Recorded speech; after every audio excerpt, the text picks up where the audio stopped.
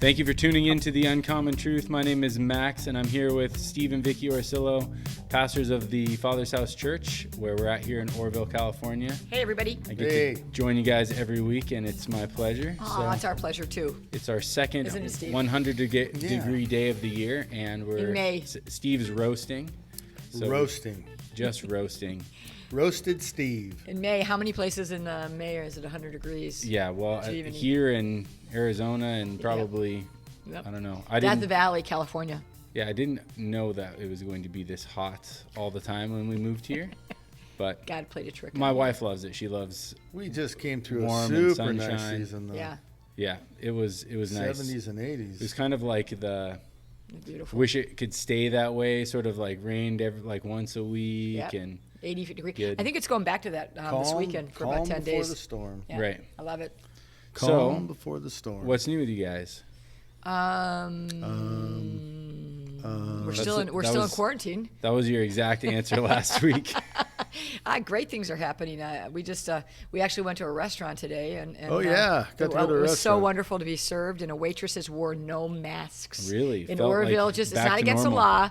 Around the world, we are open. The city of Oroville was one of the first cities in the state of California to open. That's We're that's so exciting. obedient. Yeah. Church is starting up again. Yeah, we're Right. excited. You know, I talked to my best friend in Colorado last night, and it's crazy how two different places could be so different. So this Greeley, Colorado would Yeah. kind of be like the Orville Yes. of Colorado. I don't know if you guys know it, but I've heard of it. it's kind of got that sort of reputation that Orville used to have, right? Yep.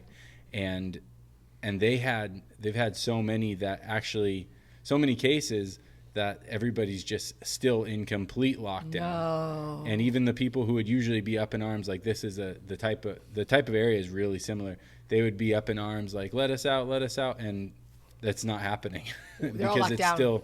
it's still locked down. And Wow. he's Orville's buzzing. yeah, so he's a youth pastor at a big church, and he's like, yeah, we're not gonna have church for the foreseeable future. And I'm Wow. like, oh man, I'm really glad I'm here. I'm glad I'm here too. So- Orville finally ended first in something, right?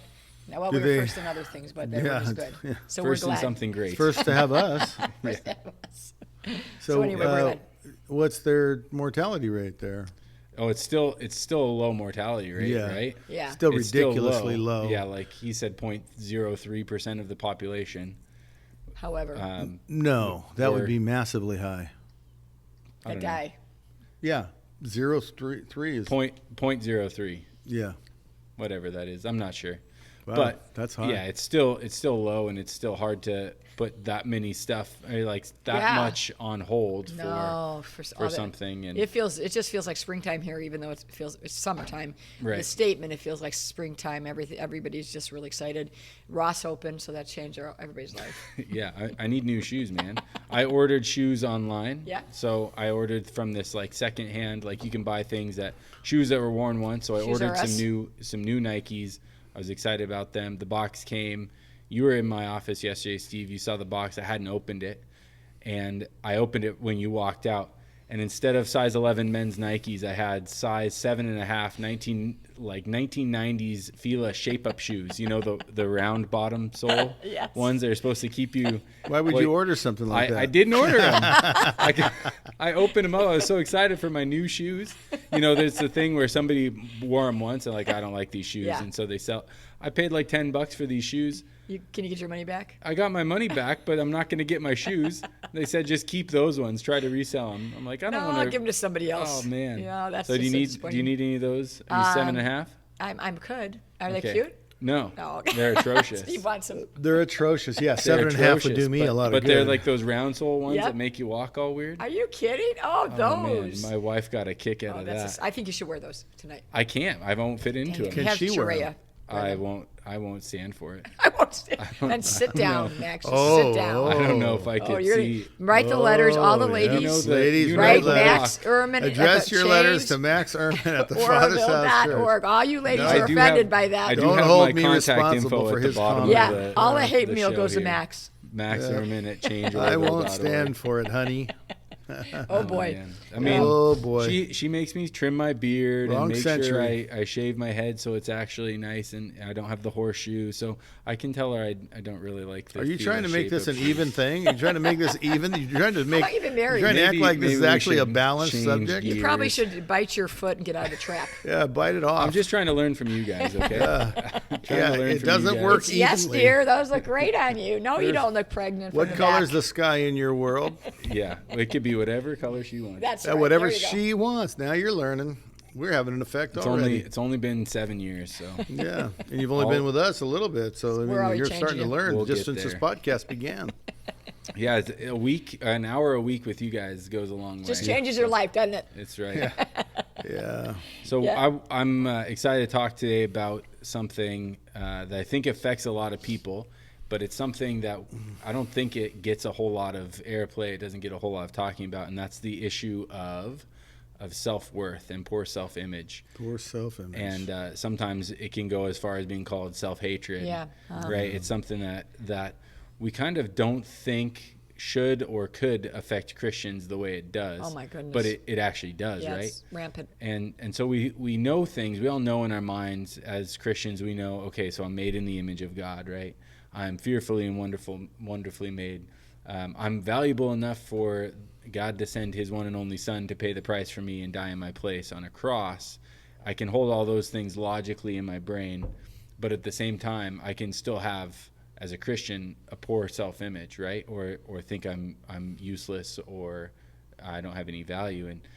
And so why does that happen? How does that play out in Christianity? Aren't we supposed to have this new creation where that sort of stuff like melts away, and yet we still find Christians that are plagued with self-doubt and self-hatred? And what's going on there? So, the more the world becomes all about me, the more self-hatred will continue to flourish and grow. It's good. You talk to people from Depression era where you had to do things for the community. You had to share You didn't have anything. the toilet paper on the shelf. You had to not hoard but share. And you had to look out for your neighbor. And I never met a selfish Depression era person in my youth.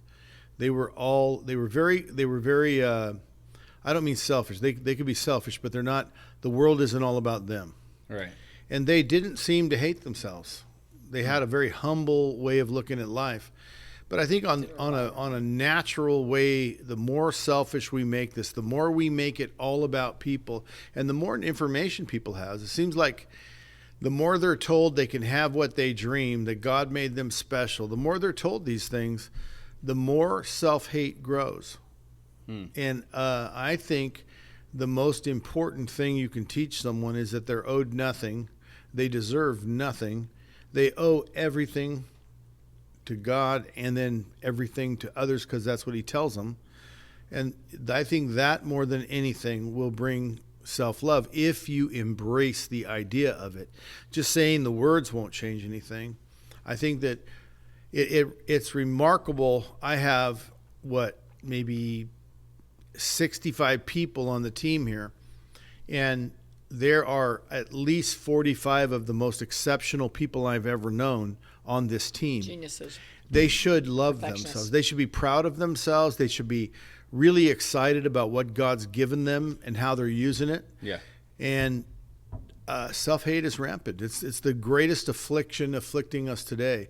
It's way worse than COVID-19. The mortality rate is that every single person will die miserable who lives in self-hate. And it's an astronomical, it's 100% mortality rate for haters. Spiritually. And it's terrible. They will all die of things that are bad.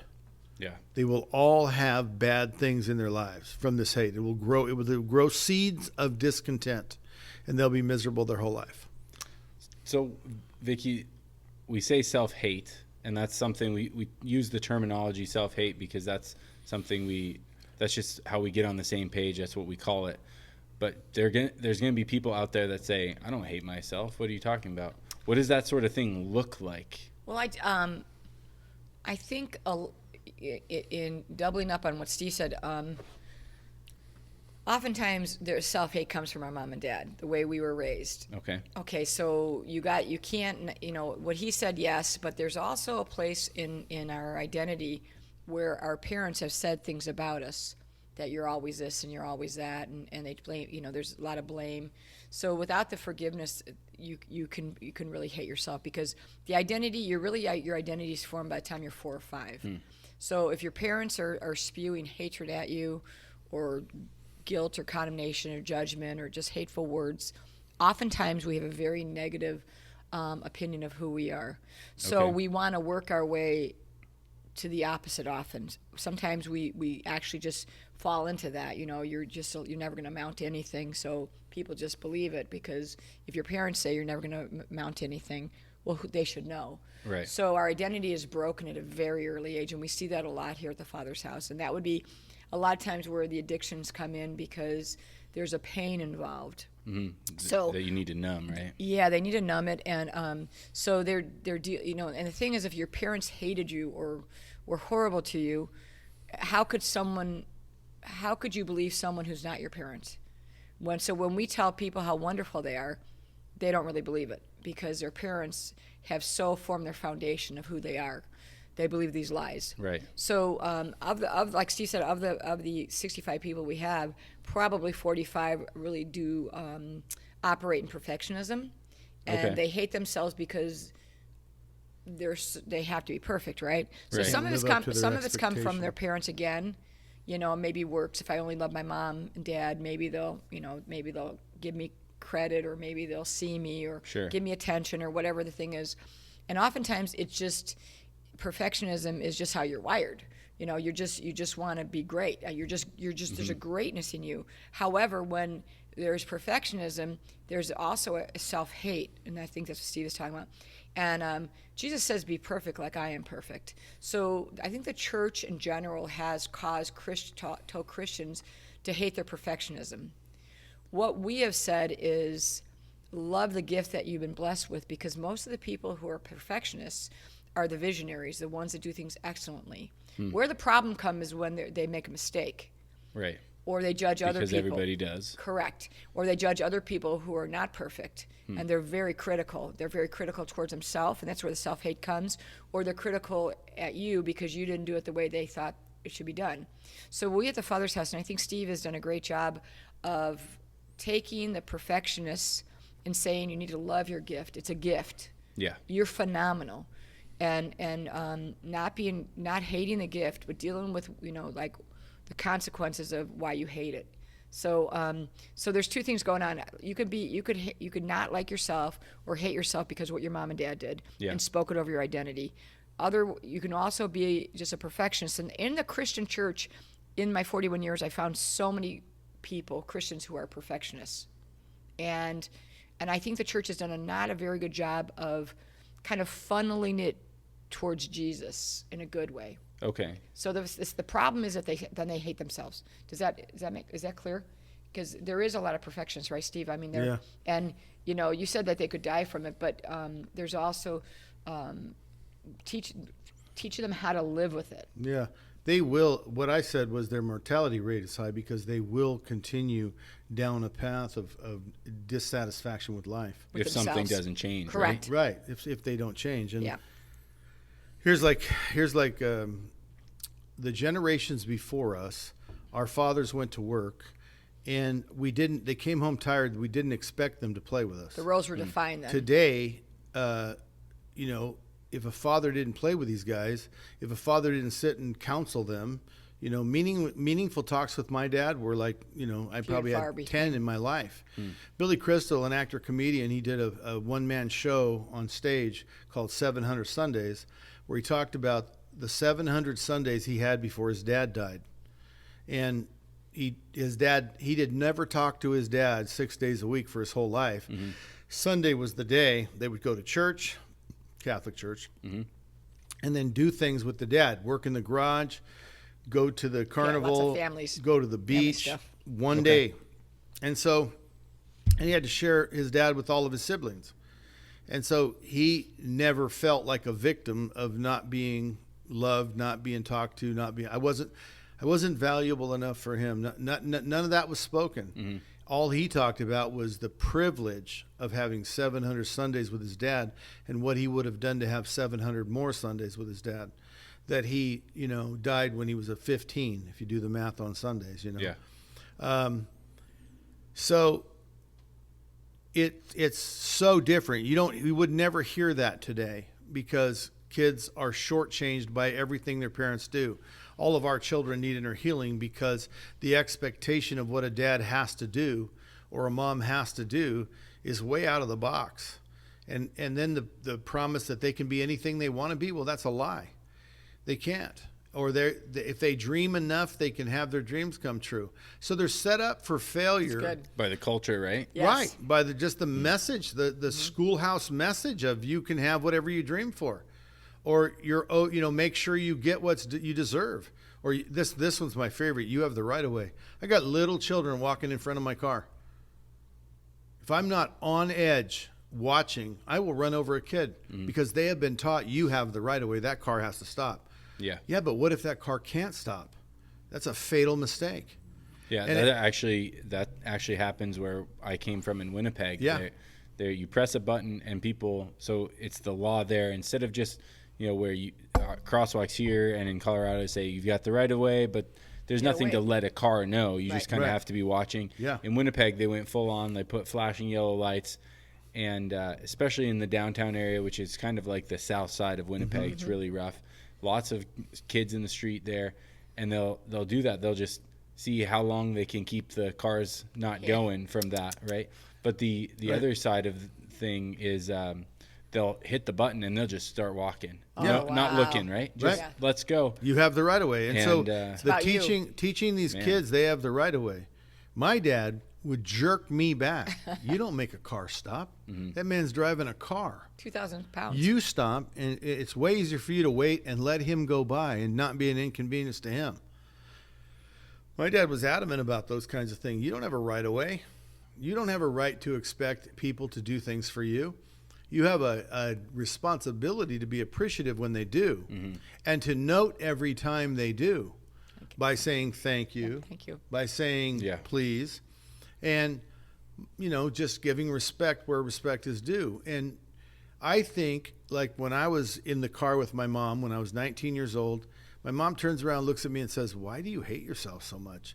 And I was like, I didn't know I hated myself. I didn't know that was my affliction. And I can't look at my parents as causing my self-hate at all.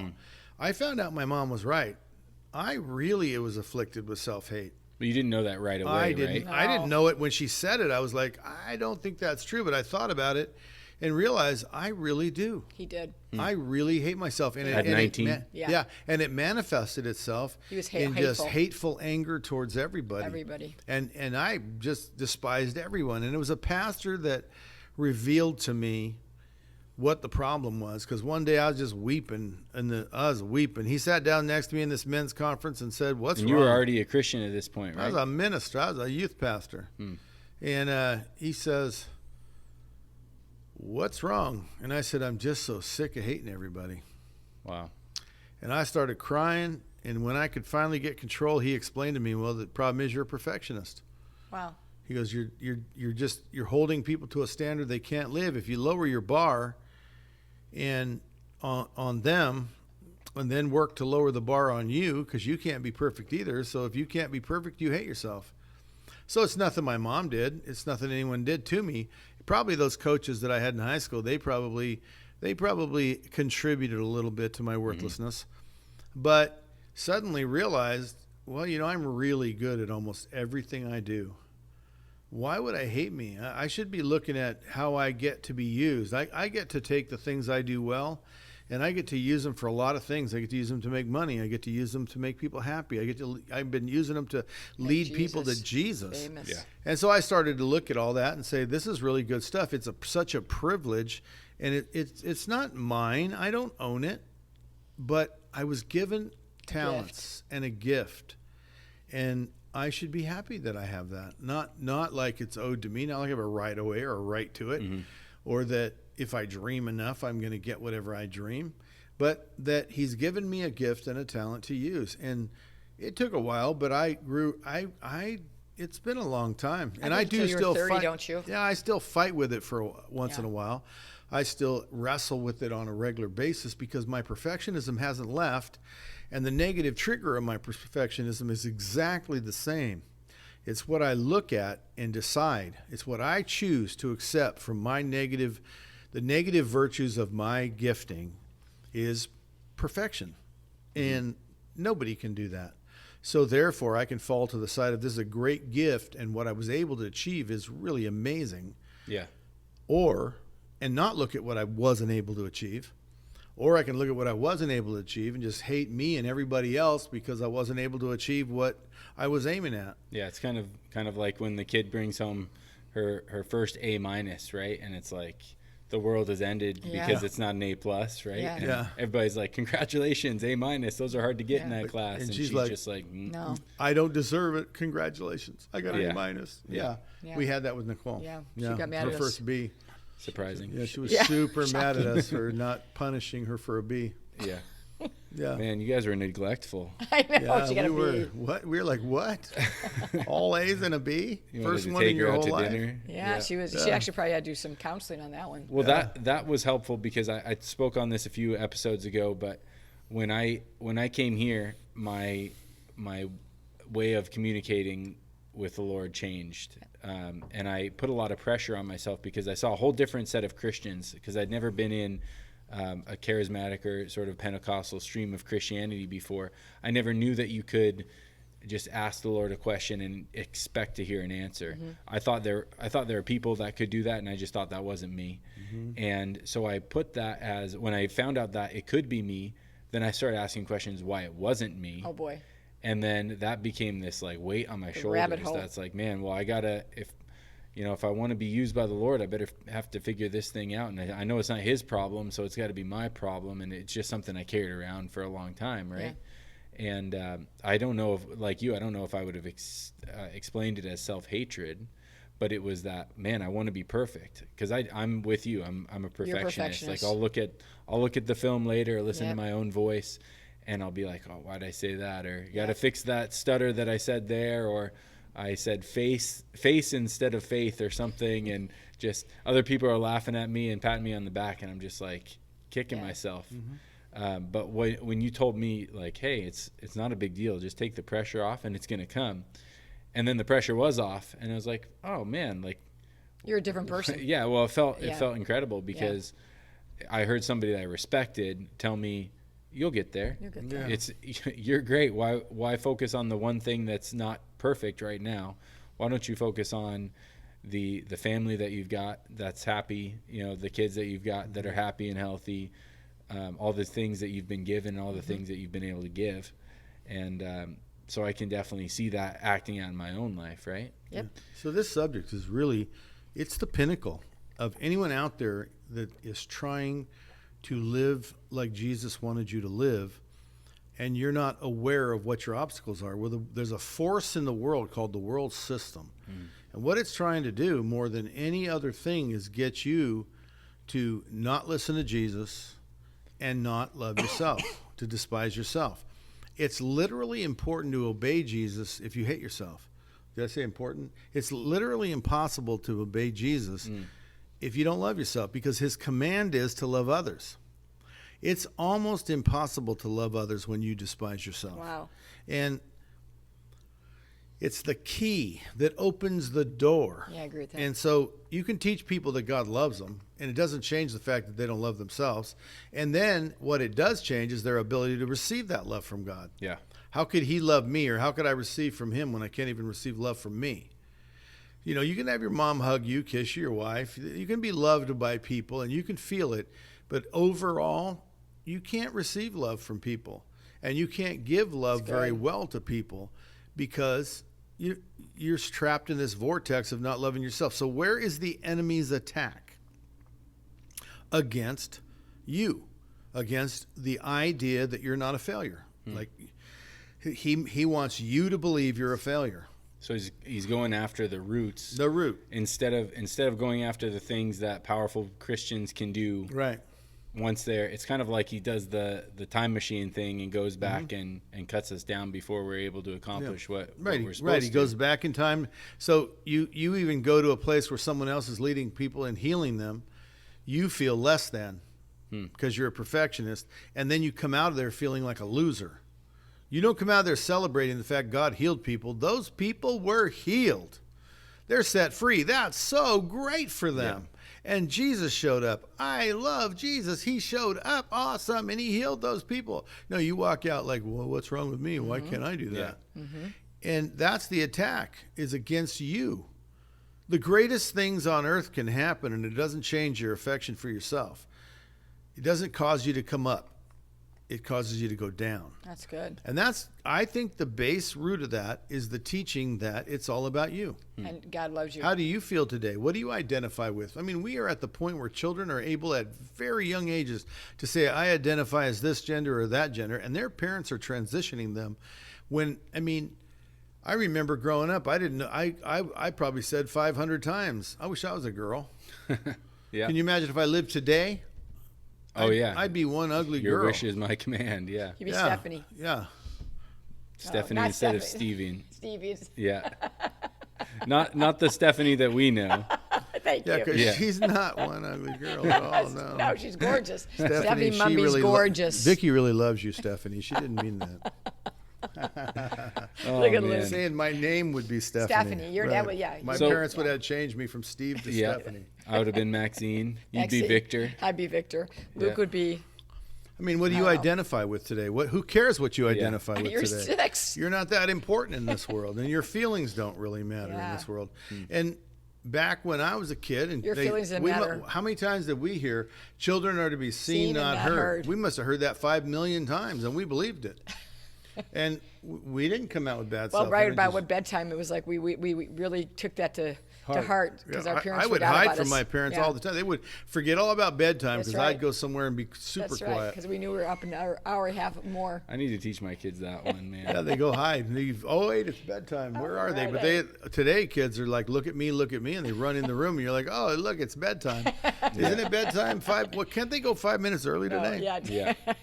Well, they did last night. Yeah, thankfully. because they make noise. Yeah. But we, look at Vicky. She really suffers from a poor self-image. I really did when I first got saved, but I'm not a perfectionist, in case you didn't know that, and I don't really understand you guys much at all, but I do appreciate your excellence, and you come to Father's house, and the number one thing that people say is the excellent nature of everything that we are, do, and build. If it was up to me, it would be close enough. Everything would be close enough. So And so would tomorrow. Tomorrow's soon enough. tomorrow, not today. Yeah, but for a driven perfectionist, yesterday is when it should have happened. So Yeah. let's make sure today doesn't pass. I thoroughly enjoy watching my husband work. It's like, oh, that's really good. Yay, you did a great job. And I thoroughly enjoy working. So see how perfect that Yeah, it's relationship great. is. It's really Yeah, good. it's really It works good. out well. But I actually, when I got saved, we were in a great church when I got saved, and I was really afforded that liberty of having a very great pastor and a great church. And I believe he said, I don't know if I picked this up or if he said it, but I just really lived Romans 8:1, and I took it for me. It's like, therefore there is now no condemnation for those in Christ Jesus and called according to his purpose. And I said, well, that's me. That means I don't have to be guilty when I screw up. I apologize. I keep going. It doesn't really bog me down. I'm just not I'm not kicking myself for 4 days because I blew something, because I'm not a perfectionist. You guys are crazy, in my opinion. Yeah, and that sounds you crazy guys are to me. crazy, yeah, in my opinion. I don't even understand you. However, I really admire and love perfectionists. But you at the Father's house, we really do teach that you need to go after it because it can cross over to self-hate so quickly. Yeah. Well, and that's probably why there's so many perfectionists here. For people who haven't been here, there's just so much that gets done that wouldn't get done without the work of so many perfectionists That's right. working on things. Like we have Visionaries and the stuff. person who set up our cameras and the Yeah. person who set up the lights. And Perfectionists. if you notice that our little table thing is set Perfectionist. exactly the same way every week, because why not get it perfect? Correct. Just like it was last Correct. time. There's That's a way right. we can do that. We'll just look at the video last time. Yeah. And you know, Vicky would be like, yeah, it's got Close enough. some green and a couple looks books, good. but Yeah, you looks good. You look Right? good. Yeah, that's me. so. And I'm happy with that. But then I don't think that you were getting to the point earlier about how Christianity has sort of done a disservice to people with perfectionism Yeah. streaks, right? Yeah. And is that because we've known about the peril of perfectionism and we haven't figured out how to harness it? Like, Well, what's going on? I think they've used a term called performance, Yes. where people find their identity in their performance. Yes. And they've taken, again, A good there thing. is a basis of truth and goodness in that, but then they take it and completely kill the perfectionist with it, because the truth is you are what you do, and they tell you you aren't what you do. It's good. And the literal, absolute, undeniable truth is, if you work on, I mean, I don't care. If you do art, you're an artist. If you lie, you're a liar. If you cheat, you're a cheater. You are exactly what you do. It's a really good point. If you perform excellently, You're a performer. you do, performance matters. And if you aren't able, you want to knock down people who perform. But what's wrong with performance is when that's the entirety. Instead of the performance coming out of your love for God, performance being your love for God. Yeah. That's so good. Instead of performance being like, I do nice things for my wife, but I never let her connect to my heart. That would grow really old. She would eventually grow distant, because women need to connect to your heart. But if I refused to ever expose my heart to her, but brought her flowers, brought her, did the deeds and the performed, I built her the nice patio, I built her the nice bedroom, I made her And he bathroom did. perfect for her. He did. And but I never let her feel the heart or feel my emotional love for her. It would not work. Be It's like performance. that You gotta would be have a both. performance-oriented relationship, and it does not feed the soul. So good. So there is that like I said, there's a really important truth, but it spreads across the board to where Jesus said, I was hungry and you fed me. So if we go feed people, we're being performance.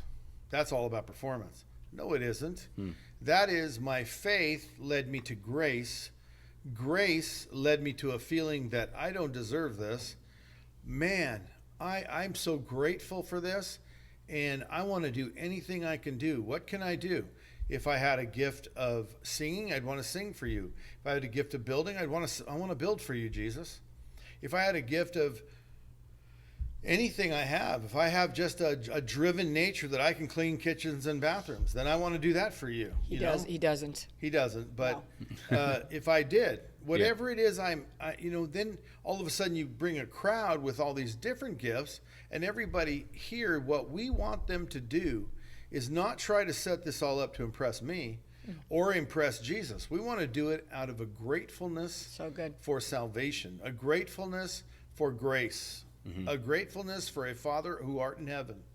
And that's really where self-image is going to improve. When I promise people if they'll do what I'm telling them, they'll like themselves better. I can't say they'll love themselves totally. I can say in 2 years, you'll be way down the road. You'll be on your way to loving yourself, and you definitely will like yourself better, because I know that if they follow me, they will follow me to Jesus, have a relationship with him, understand gratefulness, understand what they're owed, that what they dream isn't the most important thing on earth. It's what God dreams. It's God's wishes. It's God's will. That's the most important thing. Yeah. And if they'll put themselves to work on his plan, well, they're going to feel this overwhelming love for their life. Because us perfectionists are driven on every level. And guess what? We're also driven on the feeling of satisfaction as well. We can feel his pleasure in what we're doing if we want to. It's good. And if we will, we're going to like ourselves, because we're going to feel his pleasure towards us. When I'm building stuff, I'm out there doing that church remodel, that church edition we're on right now. I just stood back this morning with a big smile on my face. I sat down and just stared at it, and I could just feel his pleasure. if he doesn't even want an addition on the church, he's still pleased with me because I'm doing it for him. I am giving my all to build this thing, you know, using all my talents and 40 years of knowledge and taking guys who don't know anything and building a church addition. And I'm doing it for him. And even if he didn't want a church building, he wanted a son who was out to please him. Yeah. He knows that if he said, stop working there and go across the street, I want you to build that lady a house. He knows I'd jump up, grab the tools and go because I'm doing it for his pleasure, to bring pleasure to him. Not for him to bring his pleasure to me. I do it to build his pleasure. So good. And that's exactly how I went from self-hating, despising everybody. I didn't stop being irritated by everything everyone did. They still irritated me. But I could talk myself down off the ledge by not focusing on what they did wrong. Yeah. They're allowed to do wrong.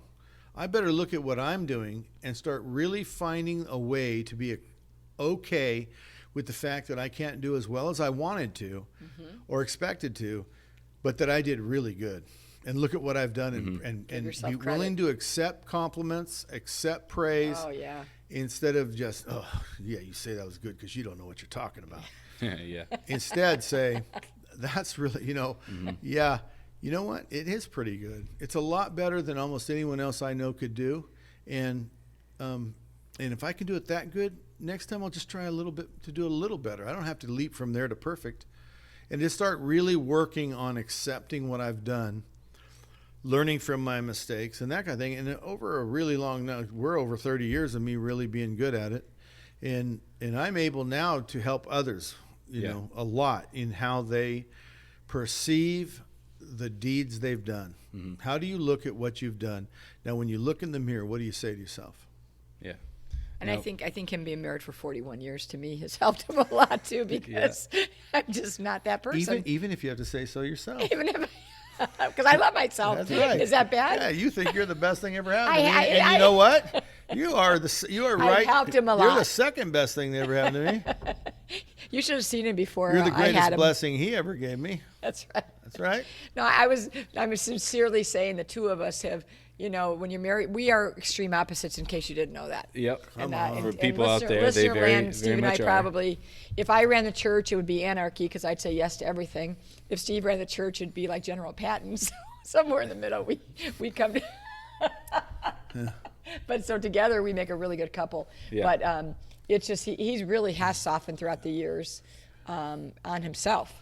It was difficult for me as his wife when he was so hard on himself. I didn't even get it. I didn't, it's like the building looks phenomenal, and you're looking at this one little inch of something that's screwed up, and he could see.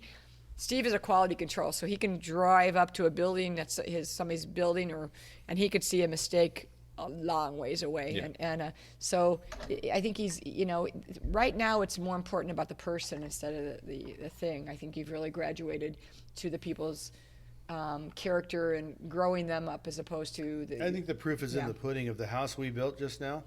We built it with mostly people who don't know anything. They don't know left from right.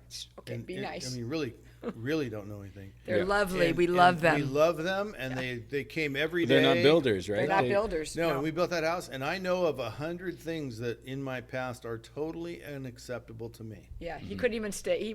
It would drive him batty a few years ago. Yeah, I couldn't have lived in that house 30 years ago.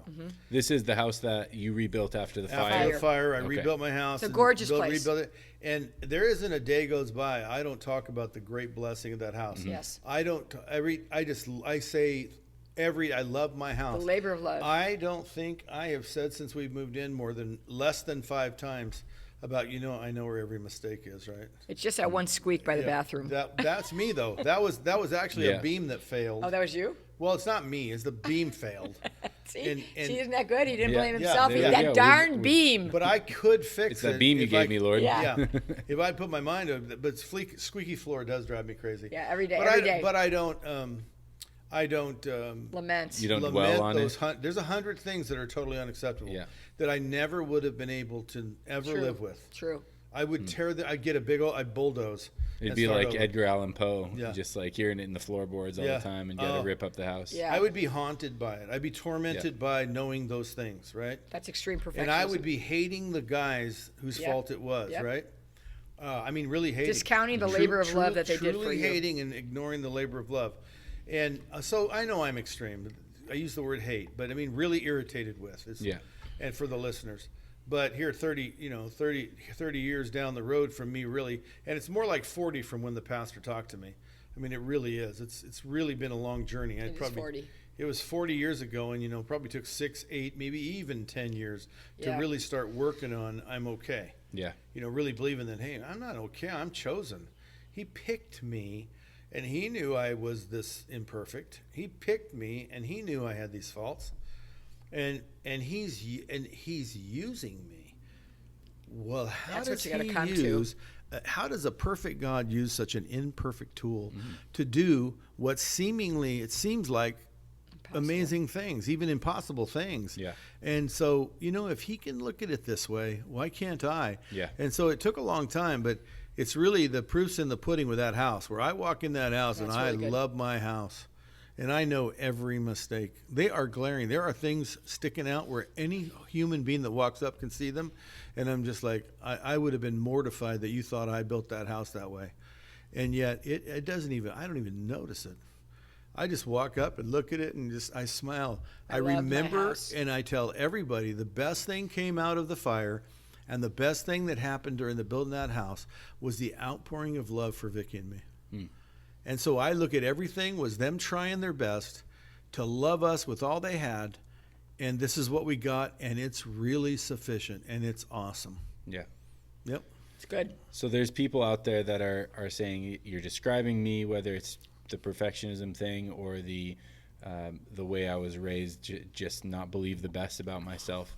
What's just the very first step that somebody like that can walk out this slowly changing from maybe not going from full-on hatred of themselves or really bad self-image to love right away, but just the first step to maybe I like myself a little bit more today. Well, I think there's two things. One is to start really looking at where God uses you. That's And good. I don't know if that's first or not, but these are kind of equal. And really start to do what I just described. He uses me. I must Why? not Why? be that bad. Why? He's He God. uses me. He likes me. So, yes, I'm okay. I need to improve, and it's in my nature to want to improve. I don't need to change that. That isn't a wrong. But to accept, that it's going to take some time, that's probably what I need to do, is just really look at the fact that God has a plan for my life, and he watches over me as I am. But the really big one, I think, and it probably is first, is I'm owed nothing. I deserve nothing. To overcome all those things people said to you in your life, that whatever you dream, you're the center of the universe. It's You can be all about president. you. And hey, don't let them disregard you. Well, you should be being told, well, it's okay if they disregard you. You're not the most important person in the world. You're beautiful. You're wonderful. I love you. And other people will love you too. But everybody doesn't have to love you. That's not what's being taught to many generations now. And so really just saying, I'm owed nothing. I deserve nothing. I owe everything. The debt is all mine. And I think that more than anything, if you could make that the mantra of your life and the passion of your life. I add a fourth thing to mine, and what I teach here at the Father's house is, and for some reason, he lets me work for him. As imperfect as I am, he lets me do his work. He says the rocks and stones will sing if the Jews don't sing. They'll cry out his praise if they don't cry out his praise. So rocks and stones could do what I do, but he doesn't let the rocks and stones sing. He doesn't let them cry out. I yell out, rocks and stones, be silent. I will praise the Lord. I will give him at least the praise that I'm able to for what he deserves. And, it's really important to me to add that phrase. I'm owed nothing. I deserve nothing. I owe everything. And he lets me work for him. And I don't know how or why, but he does. I'm going to start looking at me the way he looks at me. And that changes me. To say that a lot, to to continually say that changes me. And I think also just start today with being grateful. Whatever's good, whatever's Thank pure, you, Lord. whatever's noble. He says, about being thankful. It's like when you do not like yourself, you are actually in Satan's camp. So it's really not a place you want to live. And I think being thankful, if there's anything good in your life about you, which oftentimes we will take girls to the mirror and just say, if you saw this girl at a party, what would you think about her? Look at her. And actually having them say great things about themselves just to be thankful. And it's like, every one of us has something, one thing that you can start with and be thankful about, and I think having a thankful heart is really amazing, and it'll just change your life. Yeah, and if we are talking to Christians, if you're a Christian out there who knows what Jesus did for you, start there, right? Just thank you, Jesus. I mean, this is somebody who the Lord, the Father, sent the Son to die in your place, right? Because he felt you were so worthwhile, right? Yeah, and then also, I'm not going to beat myself up for that mistake. No. And then it's kind of funny. And then also, if you are the one out there whose parents did a really poor job of honoring your identity and your self-worth, because at the Father's house, that's a great majority of our people, is that their parents just weren't who we needed as kids, and our identities got incredibly broken. I think it's just asking the Holy Spirit to take you to those places where your father, your mother said horrible things to you, and honestly feel the pain of that, and then let it come out. Like, I can't believe you said that. I did. You made me think I was horrible. You made me think I was worthless. I've always hated myself because you didn't give me what, and then, get it out of you, and then say, but unless I forgive you, I can't be forgiven. Yeah. Mom, I forgive you. And then forgiveness for yourself for believing that, because the truth is out there, if you hate yourself, that's really a sin against you, because you're not believing what God says about you. He doesn't ever say you're hateful and this and that. I mean, he will convict sometimes, but he never says that you're just a loser. So honestly, when we believe that, that's on us, because we're not believing Jesus. Yeah. So begin to repent and forgive those people who have caused you great sadness and harm in your identity. Yeah, and you want to hear more about that? We actually did that episode, the importance of forgiveness. Does Jesus command us to forgive? So if you want to hear more about that and you skip that episode, go back and listen to that one. We also have tons of stuff on our YouTube channel where people can check that out. Please do. This show is going to be on YouTube if you want to see my hat that I'm wearing today, and Vicky's salmon shirt, and Steve's broken finger. Yeah, if you want to see all that stuff, you can watch us. If you're listening, you can tune over to that. And while you're at YouTube, you can see Steve's Sunday sermons all through the Gospels. We've got tons of playlists there for different things. So if you're struggling with something, just find the playlist that you're struggling with and go through there. And I think that's probably where we'll leave it today. That'd be great. So Thank you everybody for listening. If you need to share the podcast with a friend, it's uncommonpodcast.com. It'll take you to exactly where you need to go. So share it out there. We're also just today we're into the top 200 Christian and religion and spirituality podcasts in the U.S. So really? Well, look at good. us. So maybe in a few weeks we'll be in the top literally 100. look at us. Look at us right literally, now. We're here. Look at us. Look at this. Look at this. How well we're doing. Yeah. Well, I praise the appreciate Lord. your time, guys. We love you. And we'll get back to that. This is 100 always degree great. heat, and I'll see you again next week. Bye-bye. Thanks.